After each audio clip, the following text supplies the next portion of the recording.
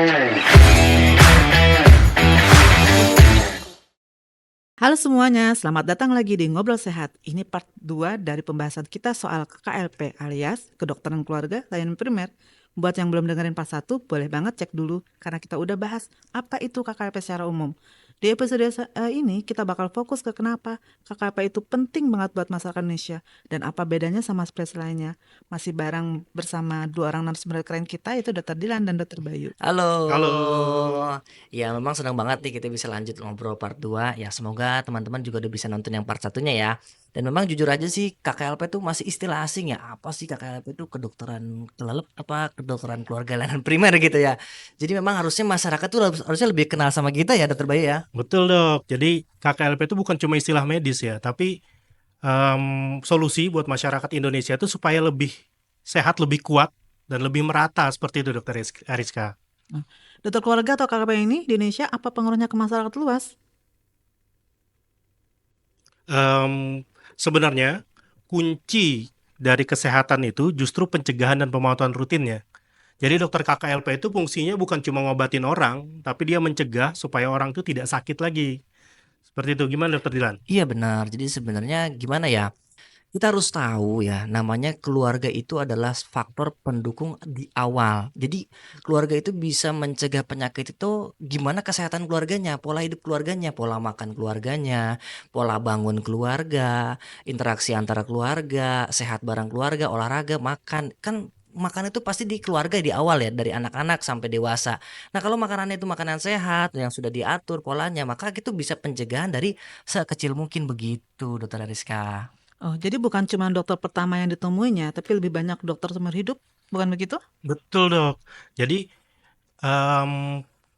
kalau KKLP itu dia lebih kenal pasien dari awal sampai akhir. Kita bisa ambil keputusan medis yang lebih cepat. Kemudian kalau ada keluhan jantung misalnya, kita tahu riwayatnya dari awal, kebiasaannya seperti apa, makannya sehari-hari seperti apa, aktivitas fisiknya seperti apa. Nah ini yang penting banget buat pengobatan pasien ke depannya gitu dan juga pencegahan penyakitnya. Betul nggak dokter Dila?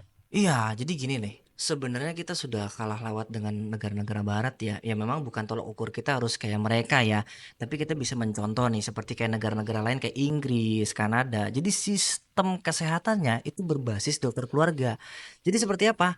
Masyarakat itu harus pertama tuh ke dokter keluarga dulu, lihat bagaimana pola hidupnya kan dokter keluarga yang tahu ya. Contohnya nih, ada pasien asma. Misalnya pasien asma nih, asma itu karena debunya debu di rumah.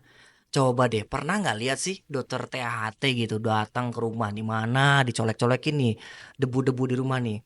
Kan nggak mungkin gitu kan. Nah, yang ke sana itu dokter keluarga yang tahu rumah pasien, kondisi pola hidup keluarga itu dokter keluarga. Jadi memang seperti kayak teman hidup gitu ya dokter ya. Betul dok. Gitu dokter Rizka.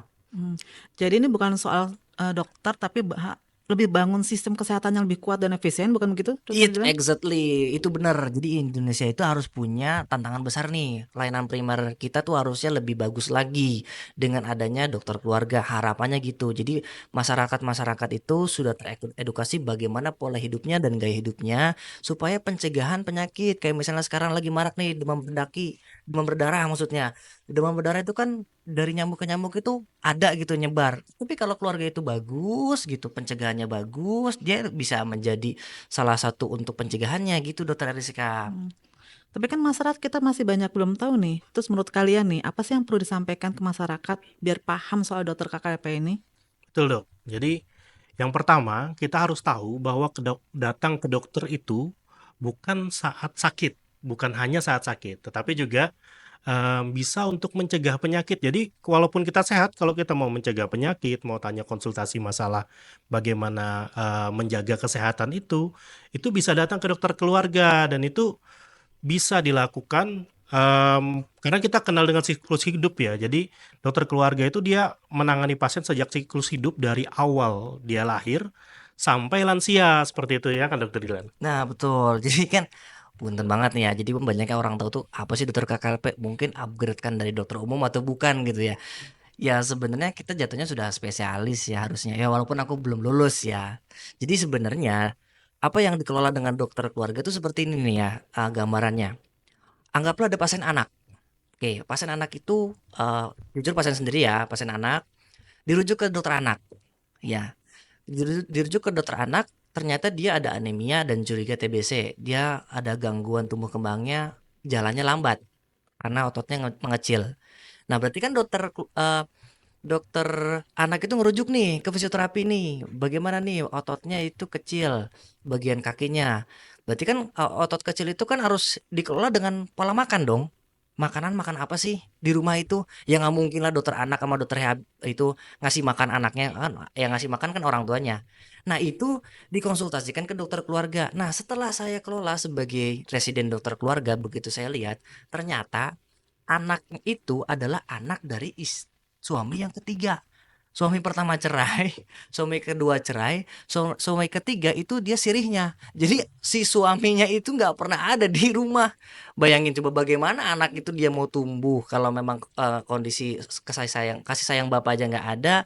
Terus si ibunya itu punya anak tiga, dia anak yang terakhir udah beda bapak semua tuh tiga-tiganya tuh. Dia kerja di pasar. Bagaimana dia mau tumbuh kalau caregiver dan breadwinnernya atau tulang punggung keluarganya itu nggak dikelola sama dokter keluarga.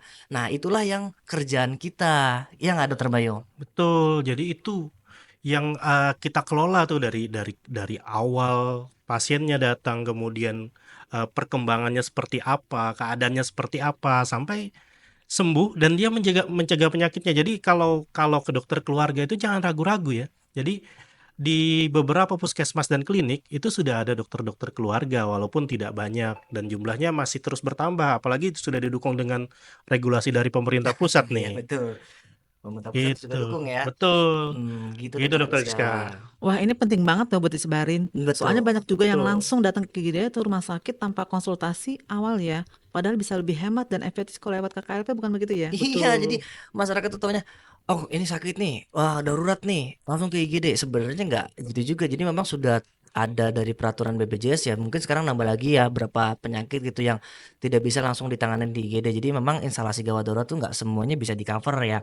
Nah, kalau punya masalah kesehatan harian, misalnya kayak darah tinggi gitu ya, yang udah biasa ya, kayak asma atau gangguan tidur atau bahkan cuman pengen tahu kondisi, ya sebenarnya nggak harus sakit ya dokter Bayu ya, langsung aja ke dokter KKLP yang ada di layanan primer gitu. Gitu dokter Rizka. Ih, keren banget ya, makin paham sih gue nih. Oke deh, pertanyaan terakhir ya. Harapan kalian untuk KKLP ke depannya Indonesia gimana sih? Nah, jadi kami berharap ya, masyarakat itu lebih mengenal peran dokter keluarga itu di Indonesia. Karena di luar negeri kan sudah banyak tuh peran dokter keluarga sudah jelas nih, tapi di Indonesia kan masih baru nih. Bahwa dokter keluarga itu bukan hanya sekedar ngambil resep di situ, tapi kita ini mitra loh, mitra mitra kesehatan keluarga itu sendiri seperti itu.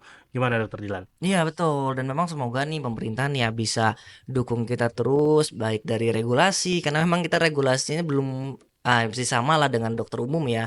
Ya mungkin nanti kedepannya akan pindah ya, dan fasilitas-fasilitas dan edukasi masyarakat mungkin kita akan difasilitasi gitu. Karena memang kita masih baru ya, masih seumur jagung ya. Jadi kita sama-sama masih bertumbuh gitu. Jadi harapannya masyarakat juga sudah harus mengenal apa itu dokter keluarga, dan fasilitas-fasilitas dari kesehatan pemerintah pun mendukung kita untuk ada apa namanya family meeting, diskusi antar keluarga, diskusi dengan caregiver, tulang punggung keluarga untuk decision maker untuk suatu penyakit gitu. Keren banget ya. Terima kasih Dokter Dilan, Dokter Bayu atas insight-nya. Sama-sama Semoga dong. setelah podcast ini makin banyak masyarakat Indonesia ngerti ya. Iya. Pentingnya punya dokter keluarga. Jadi gini juga ya dok, buat kalian ya, masyarakat Indonesia, terutama yang muda-muda nih. Jadi coba cari tahu ada nggak dokter layanan primer atau dokter KKLP di sekitar kalian. Jangan tunggu sakit dulu baru periksa, kan gitu dok ya? Iya, jangan-jangan udah ada tapi nggak pernah ketemu gitu ya. Betul. Setuju banget ya sama dokter Bayu nih. Jadi sekarang kita mulai jaga kesehatannya, mulai ke dokter keluarga itu nggak nunggu harus sakit ya. Misalnya keluarganya ada yang sakit jantung, apakah punya turunan atau enggak. Nah resikonya juga bisa kelihatan dari situ. Kalau ibunya diabetes juga anaknya kemungkinan bisa kena diabetes. Kalau bapak gimana kalau kena diabetes? Kemungkinan anaknya jarang gitu loh. Jadi dari sana kita pencegahannya penting banget. Jadi jangan nunggu sakit, tapi sehat pun kita 1 tahun sekali ya kita cek ke dokter keluarga. Gitu dokter Rizka. Oke, sip. Sampai jumpa di episode berikutnya ya. Jangan lupa follow podcast Ngobrol Sehat dan share ke teman-teman kalian biar kita semakin sehat bareng. Bye-bye. Bye. Bye.